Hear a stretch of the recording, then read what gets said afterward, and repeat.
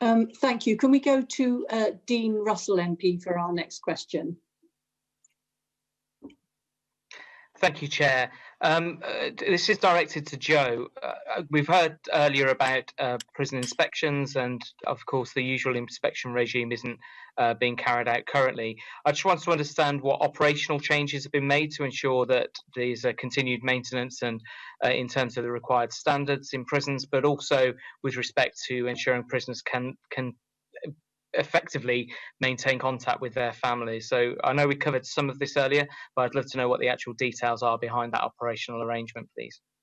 Yes, okay, so we agreed with, because we are absolutely very keen for inspections to continue, and in fact we are talking to HMIP about when they might be able to step up their inspections and try and help them to make arrangements so that they can do that safely. So the arrangement we came to with these shorter visits. Now, usually HMIP won't visit prisons as frequently as they have been with the shorter visits. So although they are short, they're visiting on average 3 prisons a week rather than 1. So we are getting quite a bit of scrutiny from that. And as the Minister said, Peter Clark has phoned me and also the Minister, and we speak every couple of weeks to go through the findings from his visits. In addition, we also have the independent monitoring boards. This is a time of year when we have lots of reports from the independent monitoring boards. They're obviously commenting on conditions in prisons and the access that people have.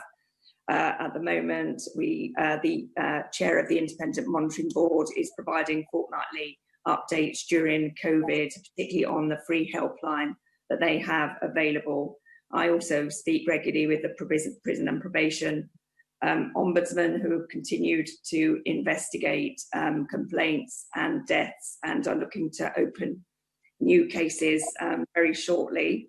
And we have our own internal audit process, and at the moment we're piloting some virtual audits because we don't have the same access into prison. So we're looking at what can we do remotely if this situation continues for a longer period.